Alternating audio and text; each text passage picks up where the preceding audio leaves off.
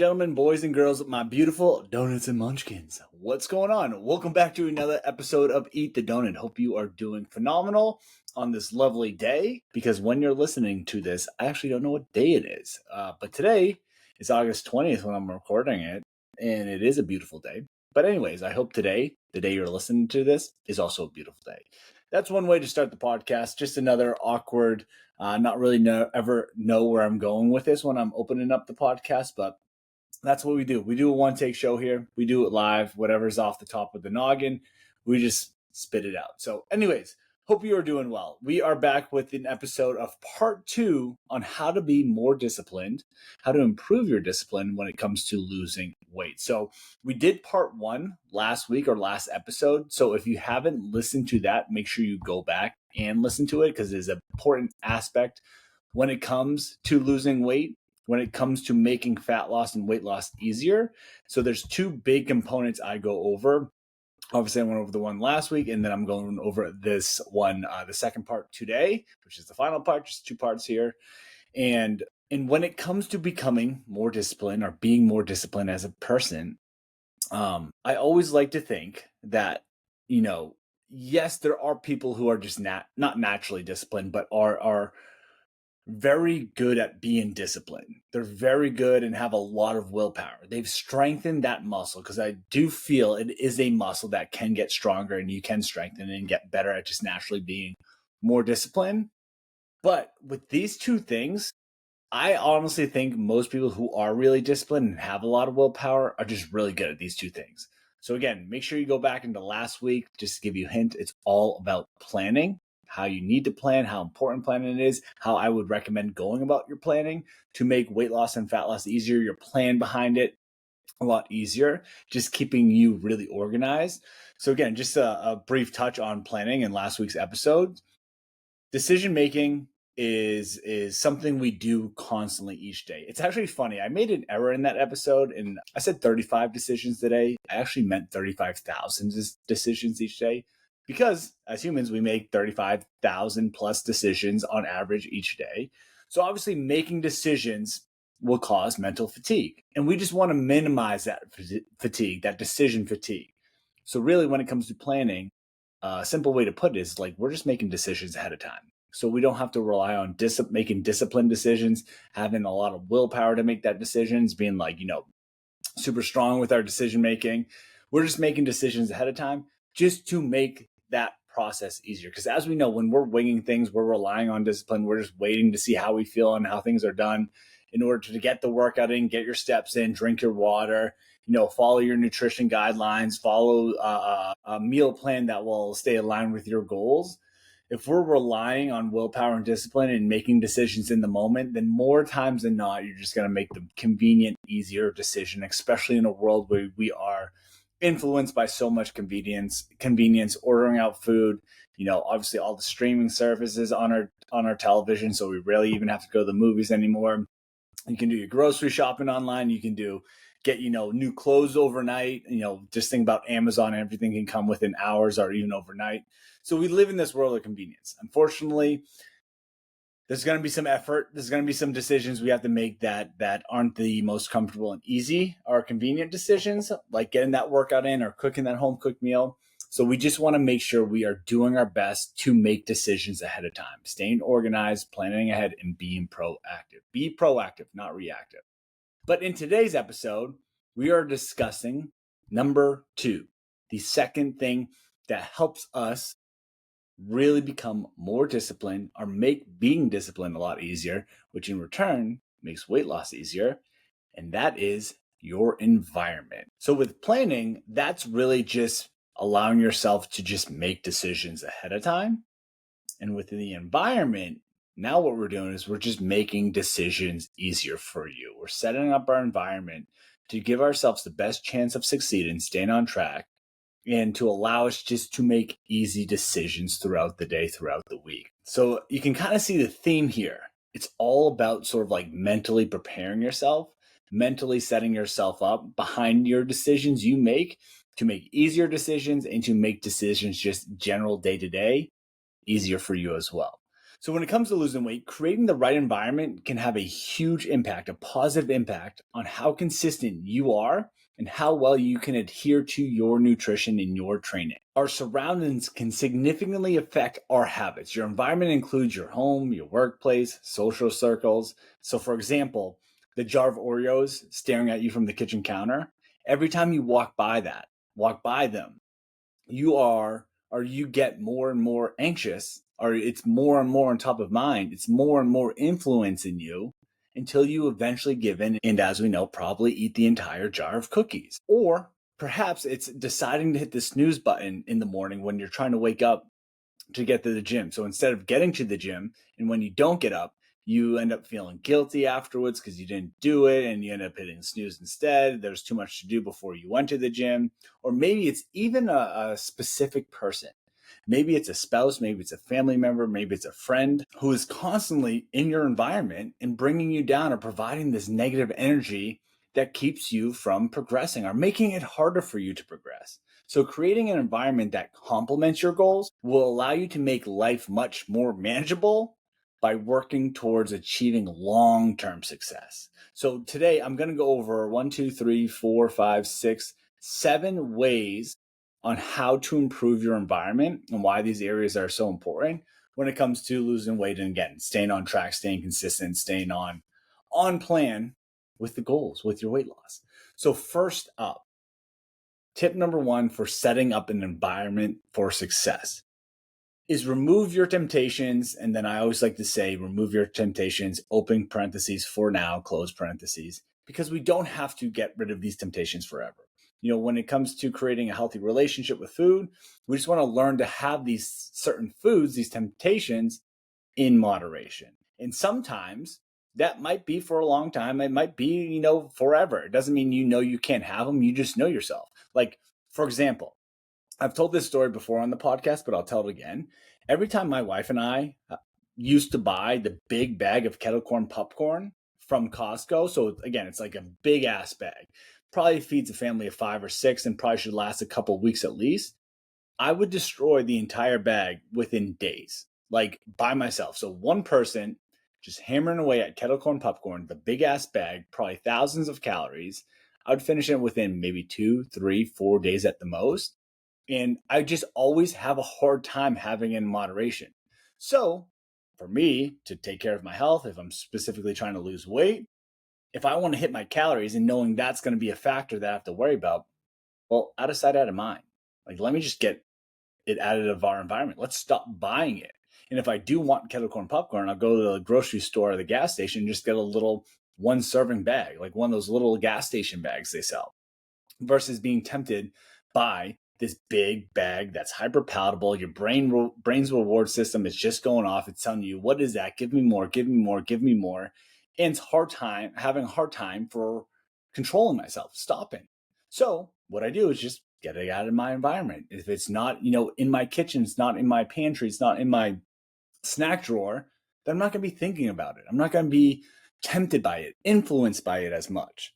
So one of the best ways to get rid of, these certain temptations you have is to get rid of the physical temptation altogether. Remove that temptation from your environment. Take a look in your pantry, take a look in your kitchen, your desk, even if it's your work environment, if you have snacks there, anywhere you spend a majority of your time, and clean it up. Just get things out of sight, out of mind. Remove that temptation just so you're not constantly having to white knuckle not having it. Because again, what typically happens when we do white knuckle, white knuckle, white knuckle? We give in, we feel like we fucked up. Since we're all or nothing thinking, we end up eating the entire bag or the entire carton or the entire whatever of it, putting us over our calories, throwing us off track for the day. And then most likely what happens is we feel like we fucked up, so we continue fucking up until Monday comes back again and we start over and we over restrict ourselves again. But anyways, remove the temptation. Removing these foods that trigger you or challenge your discipline will definitely help you in reducing the likelihood of giving in to that temptation or into the cravings or overindulging. So tip number 1, the best way to remove temptations is to remove the temptations.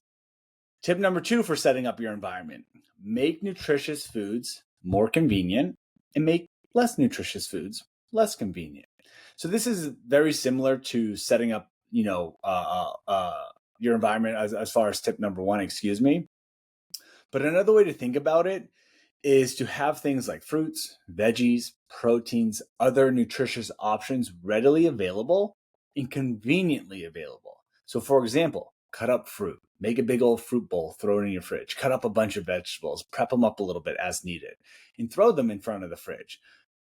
Put the things like whether it's like cookies or ice cream or chips or fudge or cupcakes or cookie dough, even put that stuff in the back of the fridge, in the back of the pantry, a little bit more, I don't want to say hidden, but harder to kind of get to. You almost have to like get through some layers before you get to that specific thing, right? So you're just making these foods that again are more nutritious, maybe a little bit more, hey, this is what we want to have more of. I hate to call things good and bad. I don't typically like doing that, but they're more nutritious foods. They're higher in protein, higher in micronutrients, the more whole foods, more minimally processed foods. Have them more in the front of the fridge. So that's the first thing you see. And you can conveniently grab it and go. And the other stuff, the less nutritious foods, we'll call it junk foods, the hyper palatable foods, make it just a little bit more challenging. Even if it's the simple fact of like, again, it's in the back of the fridge or it's in a pantry that's a little bit more challenging to get to. Maybe you have to use a step stool to get to it. Or here's an idea, like better yet, remove it from the home, remove the temptation from your home altogether. So if you do want it, you kind of have to go the extra mile to go out to the store and get it.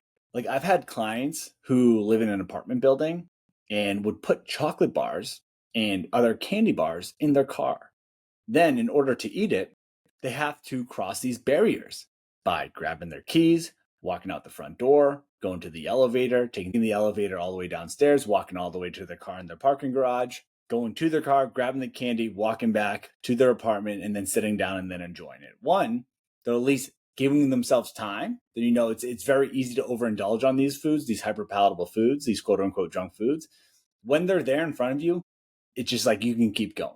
But when you enjoy it in moderation, I think a lot of the times, like you have a handful of whether it's like some chocolate chips, maybe you have a cookie, maybe you have a scoop or two of ice cream, and you have it enjoy it. It's like, yeah, the first 5 to 10 minutes right after you want more. But that 11th minute, that 15th, 20th minute after, you kind of settle in. You're like, hey, I'm actually okay. I'm very much satisfied from that. And I don't feel the urge to have any more.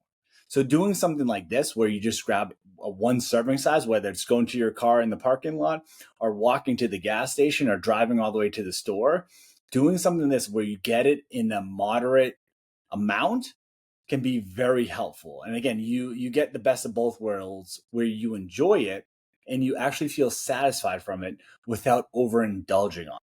And I like to think if you're willing to go that far, whether it's walk to the store, drive to the store, or walk all the way down to your car, again, not assuming your car's like 2 feet away, but like if you're in an apartment or something like that, if you're willing to kind of put that bit of effort in to go get it, it probably is worth it to have it. And again, you're still going to have it in moderation.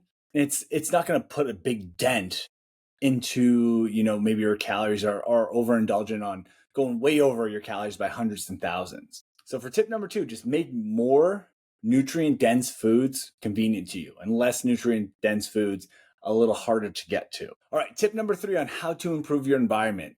Simply put, just have ingredients and foods ready to go. Again, kind of like I said above, fruits, vegetables, proteins, have them readily available. Head to the grocery store, stock up on foods that help you stay on track, help you manage your hunger, help you give you good energy, quality energy.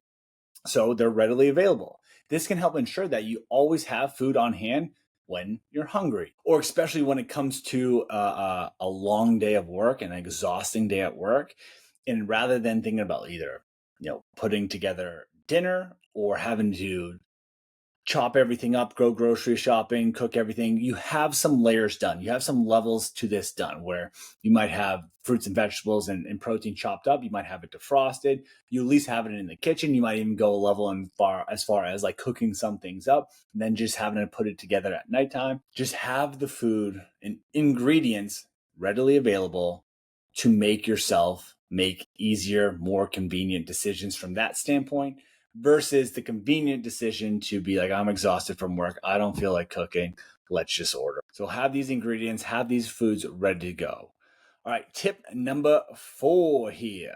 This is more tailored towards the gym, and more specifically, I always think about this from like a morning workout standpoint, but obviously this makes sense from an evening standpoint if you are like working out after the gym or after work, excuse me. But make sure you have your gym bag, your gym clothes, maybe even your work clothes and your work bag prepared ahead of time, ideally the night before. Because think about it, if you're waking up at 5 a.m., that in itself is challenging. Like, let's call a spade a spade. That's early for sure. A lot of people do it. A lot of people love it, but like the reality is it's still hard. Like waking up at 5 a.m. when anytime the alarm wakes you up, I feel like that's always going to be a challenge. So why don't we just make that the only difficult, more challenging part of the morning?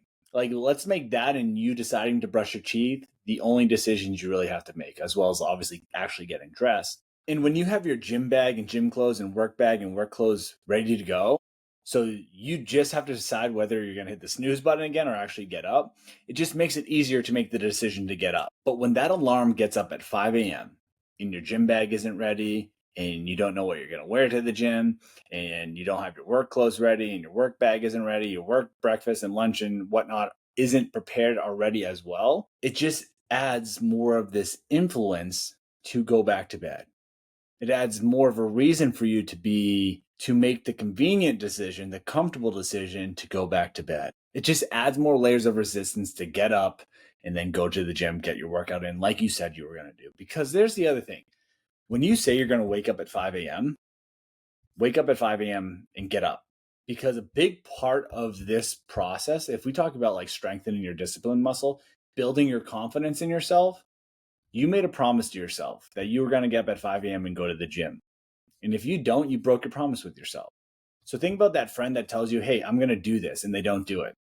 All right, I lost a little bit in confidence that you said you do this. And that's consistent, by the way. So let's say, hey, I'm going to make you dinner every Monday. Okay, cool. And they don't make you dinner every Monday, or they didn't make you dinner one Monday, and you're like, all right, I'm a little skeptical now. They missed the next Monday as well. They'd say, hey, this next Monday, I'm going to do it again.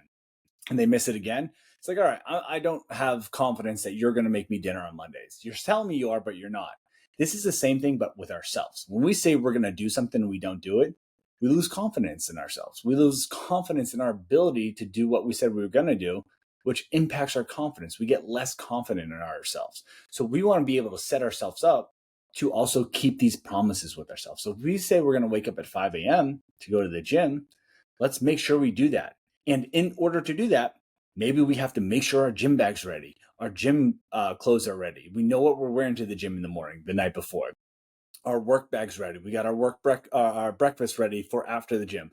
We got our lunch ready for during the day because we're going to work right from the gym. We have our work clothes ready so we don't have to figure out what we're wearing to work or anything like that. Everything's set up and organized to go. So we're just being proactive on this whole thing. And same thing, like if you are getting up and going to work in the morning and you go to the gym in the afternoon, let's make sure we have our gym bag and gym clothes ready to bring with us. Let's make sure we're staying proactive on that. So it's easier for us to go to the gym after work rather than having to come home and then we see our beautiful couch or our cute, beautiful bed and it looks nice to lay in. And now we're just adding more resistance on trying to go to the gym after work after we're pretty wiped out from the workday itself, because it can be mentally taxing. So again, just be proactive on this stuff. Have that gym and work bag and gym and work clothes prepared. Be proactive on it and make sure you are just organized there. All right, tip number 5 to help you set up your environment for success. So this is more on like an accountability standpoint, is find a workout buddy. Teamwork makes the dream work, baby. But find a workout buddy. So one of the basic psychological needs for like helping with motivation is relatedness, which is defined as the social nature of human beings and the connectedness with others, meaning like you're relating to them. You're on a similar journey with them. You're into similar things as they are. You're both working towards you're improving your fitness, improving your health, or staying on top of your fitness and staying on top of your health. We feel like what we are doing is relatable to them. Have you ever had this story where it's like, oh man, aggravated with my partner. They never put their dishes away. And someone's like, oh, my partner never puts their dishes away either. And not to make this, because misery needs company as well. I don't want to think about it from that standpoint. But you're like, oh, I thought I was the only one. Oh, I thought I was the only one. No, there's relatedness there.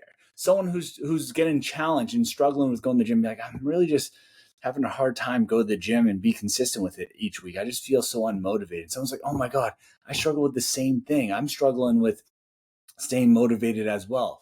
There's motivation within that, because now you don't feel alone. And now you don't feel like there's something wrong with you. You're like, this is something we have in common here. But finding a workout buddy or workout group or whatever it may be can help increase your accountability and your motivation. This is where I'm actually a huge fan of like CrossFit. Like, I think CrossFit does this pretty darn well, if not maybe better than most places, most gyms, most group fitnesses, is they have a group environment, like this team environment. It's not like a me versus you, it's a me versus me, but we're all lifting each other up, pushing each other, motivating each other, which can be very motivating.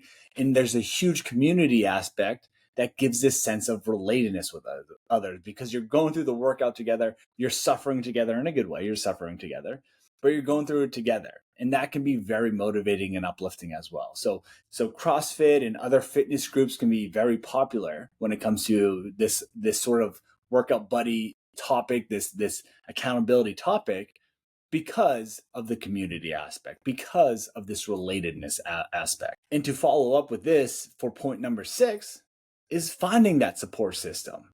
Having an environment, a team, or a support system behind you can do wonders. Obviously, yes, I'm biased towards this. I'm a health coach, I'm a fitness coach, I'm a personal trainer, I'm a nutrition fat loss coach. So I understand that is a strong opinion, but obviously the research supports that. Having someone hold you accountable can be all the difference of you staying on track, because now you go into it with more intention.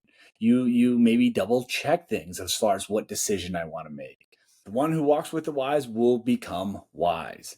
So find a group of people to help support you, to assist you, someone that you can just use it maybe as a soundboard or get ideas off of, or get, again, just support off of. So whether it's with that specific accountability support, having someone you report to, check in with, will encourage you to stay on track and stick to your guns. Also, having help with some extra motivation never really sucks. That little bit of push, like, hey, buddy, I need some extra motivation, or I don't feel like working out today. Having that someone to report that to and talk it through, and maybe, again, even motivate you to take some action, can be huge. Maybe it's for the emotional support. As you know, fat loss and weight loss is challenging. I get that. It can be quite emotional as well. But having, whether it's a community to share these emotions with, to be able to vent to, can help you work through challenging times and still stay focused. Or maybe it's even this education, or this maybe practical support, where you can actually learn from others, what they do for meal prep, grocery shopping, what they do for workouts, what they do for cardio, like whatever information you feel like you want to get educated on. Find support for that. Get educated on it. Maybe it's on how they set up their environment for success, how they go about their planning. But this knowledge you gain can help you take these ideas and put them into actions, or get new ideas that actually maybe work better for you and your lifestyle. But it'll teach you how to take that knowledge and those ideas and apply it. So overall, if you do want to go far with this journey, like lose the weight, keep it off, and live happily ever after, go together with someone. Find that buddy, find that support system, whether it's a Facebook group, an online support group, a coach, a friend, whoever it may be. Try to find that support group to have in your back pocket when needed. All right. And then tip number 7 here, my last tip. And this is always like I always say a funny conversation, but it could be like a tough conversation or a tough thing to think about. But I heard this a handful of years back. And I think it can be very, very valuable for a lot of individuals. And it's this idea that you can love from a distance. You can love from a distance. Now, what I'm not saying is, all right, cut off everyone from your life, your family, your friends, or anyone, you have love for, and just ditch them altogether. But who you spend your time with, or who is constantly in your environment, can and will influence you to do or not do certain things. I think we all have, whether it's family or friends, who encourage unhealthy habits or honestly like to throw in their unsolicited comments once in a while of what we eat or what we do or what we don't do. And I want you to think about the people in your life that you love, but are they draining your battery or charging your battery? Are they a battery drainer or a battery charger? And the battery drainers do make this journey a bit more challenging. Now, as always, it doesn't make it impossible. Like planning and setting up your environment, if you don't do it, you can still be successful in it. But again, it just makes it harder. And as weight loss is already pretty hard, why would we want to do that? Why would we want to make something hard even harder? Same thing here. You can still obviously make great success with negative people in your life, but I'm just saying it's going to make it more challenging. So what I'm saying here is this might mean you have to set some rules for yourself. You might have to set some boundaries for yourself. Rules and boundaries to distance yourself from some people who aren't valuing the things you value, or better yet, who don't add value to your life. A great conversation I've had about relationships with my therapist is understanding that when you bring someone into your life and you start to create a relationship with someone, whether it's a friendship, a partner, it's actually supposed to add more to your life. It's supposed to add more value to your life, not take away from you, not drain your battery. It's supposed to fill your cup, not empty your cup. Let's see how many analogies I can think about draining and charging and filling up and pouring out.